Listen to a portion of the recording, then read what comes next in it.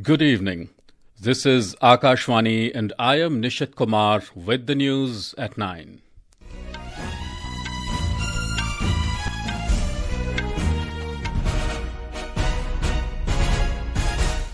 The headlines. President Droupadi Murmu says India has become leader in oceanic transport and monsoon-harnessed sea capacity.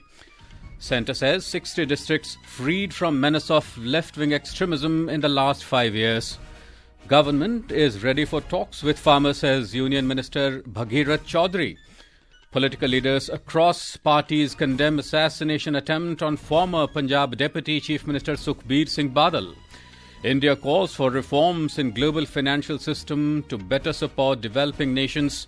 South Korean opposition lawmakers move to impeach President Yoon Suk Yeol after martial law decision. And in under-19 Asia Cup cricket, India beat hosts UAE by 10 wickets to enter the semi-finals at Sharjah.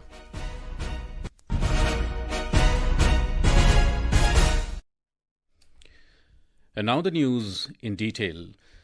President Droupadi Murmu today said that India has become a pioneer in oceanic transport, shipbuilding and ability to harness the monsoon-building sea capacity. Addressing a huge gathering at the Navy Day celebrations at the Blue Flag Beach at Puri in Odisha this evening, the President said India is a great maritime nation with its long coastline, island territory and developed maritime infrastructure. The President said Indian Navy will continue to ensure maritime security to the country and greatly support the nation to become a Viksit Bharat by 2047. With 63 ships being built in India, the Navy's single-minded focus to be an Atmanirbhar force by 2047 provides inspiration to all of us to pursue innovation and mission more. It is a matter of pride for every Indian that we are today one of only 6 nations in the world that have the capability to design, build and operate both a ballistic missile nuclear submarine and an aircraft carrier. The Navy Day at the Blue Flag Beach of Puri marked the anniversary of Operation Trident, a critical naval offensive during the 1971 Indo-Pak War.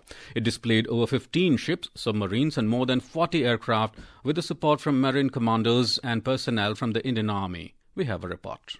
As expected, jet fighters and aircrafts of Indian Navy displayed their super flying maneuvers along with magnificent formations. The grand celebration began with Hawk HAT, which is also called the Phantoms. These are multi-purpose trainer aircrafts of the Indian Navy. Hawk aircraft in an arrowhead formation demonstrated their ground attack capability through a bomb burst maneuver.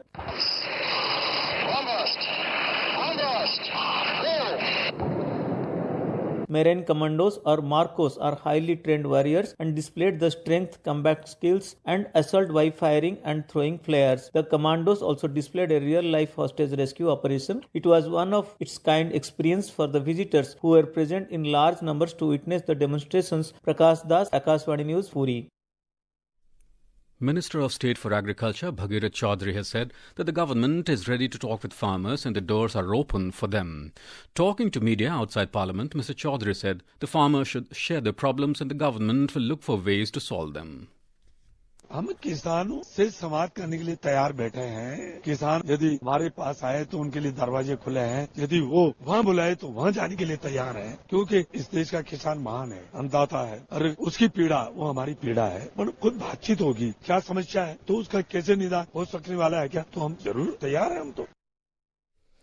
The government has said that 60 districts have been freed from the menace of left-wing extremism, LWE, in the country during the last 5 years.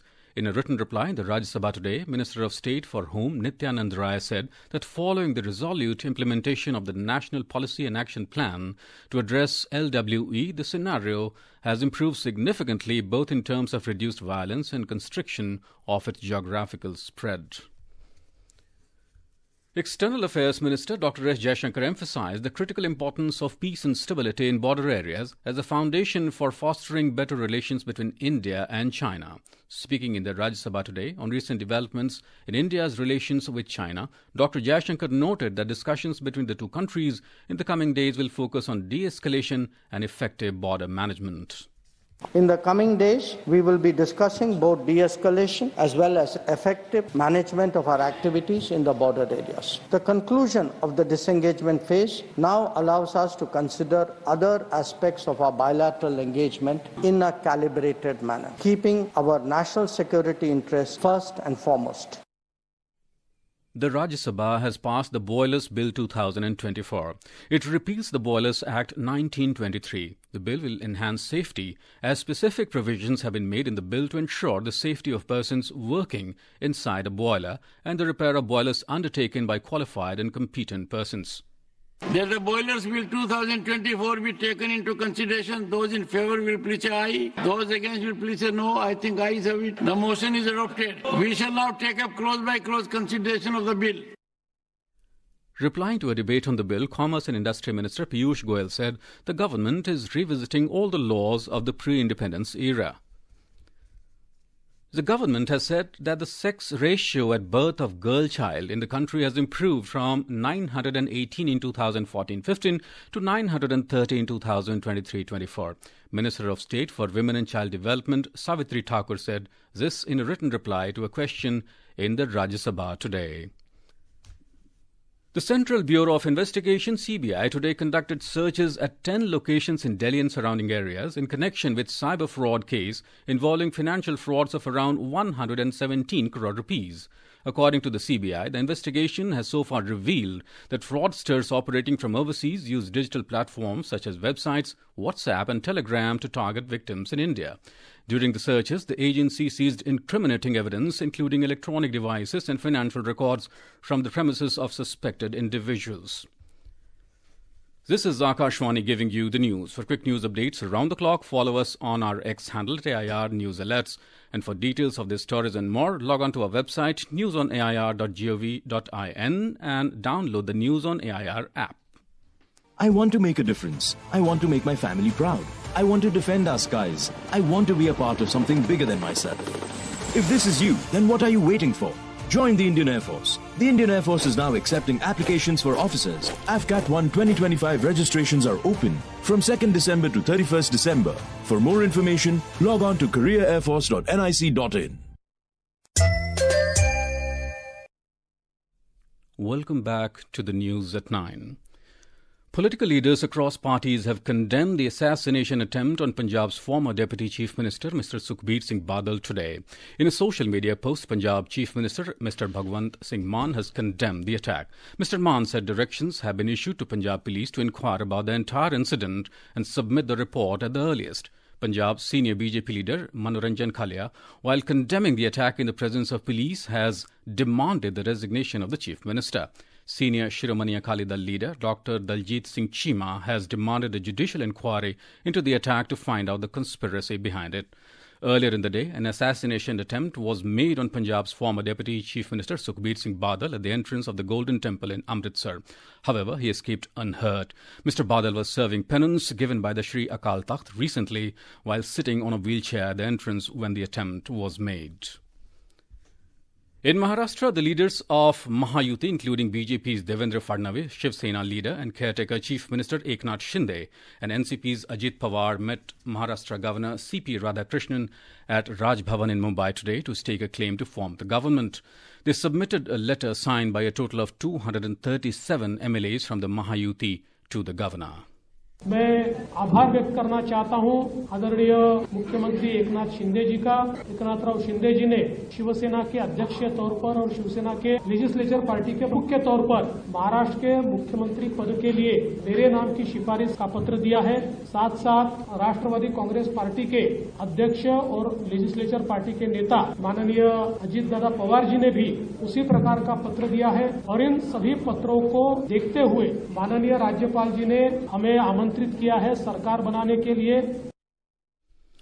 BJP Central Observers, Union Finance Minister Nirmala Sitharaman and former Gujarat Chief Minister Vijay Rupani, along with other leaders, were also present. Senior BJP leader Devendra Fadnavis is set to become the next Chief Minister of the state.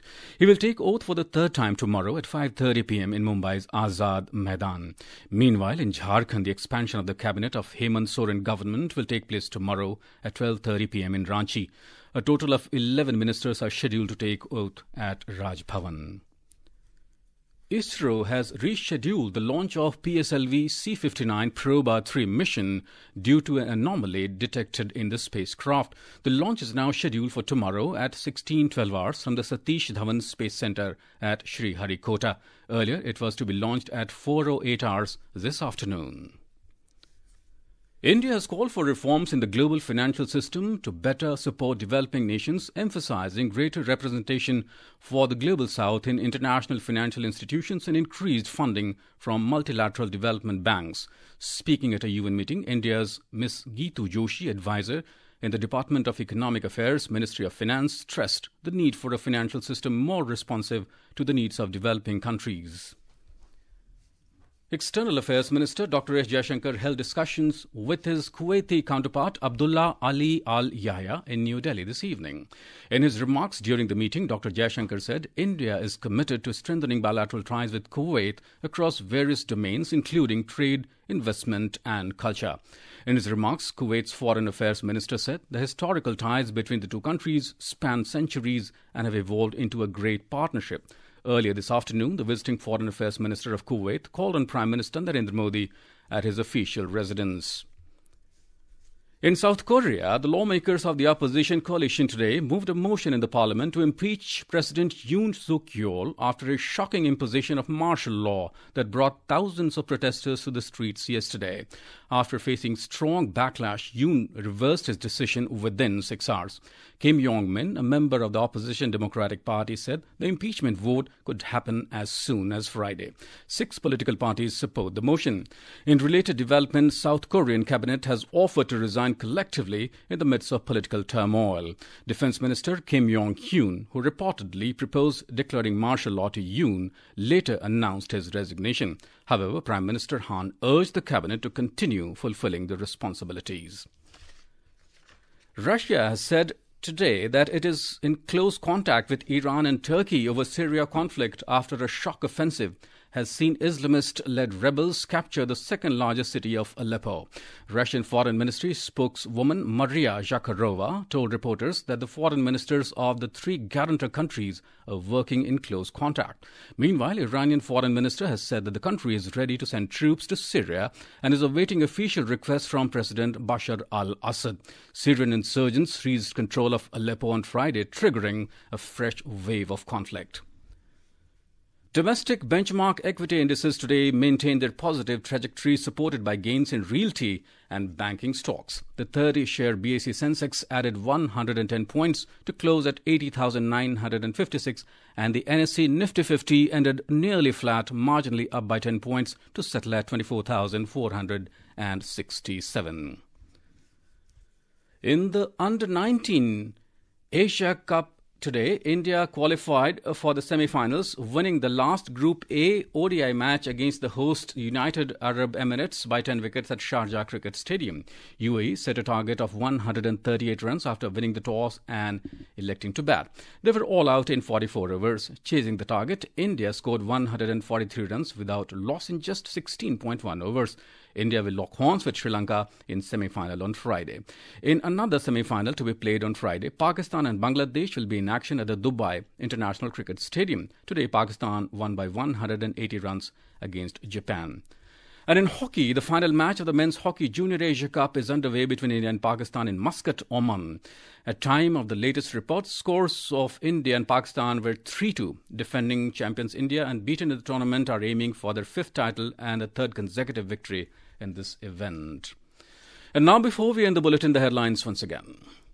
President Droupadi Murmu says India has become leader in oceanic transport and monsoon-harnessed sea capacity. Centre says 60 districts freed from menace of left wing extremism in the last 5 years. Government is ready for talks with farmers, says Union Minister Bhagirath Chaudhary. Political leaders across parties condemn assassination attempt on former Punjab Deputy Chief Minister Sukhbir Singh Badal. India calls for reforms in global financial system to better support developing nations. South Korean opposition lawmakers move to impeach President Yoon Suk Yeol after martial law decision. And in Under-19 Asia Cup cricket, India beat hosts UAE by 10 wickets to enter the semi-finals at Sharjah. And that's all in the news at 9. Good night.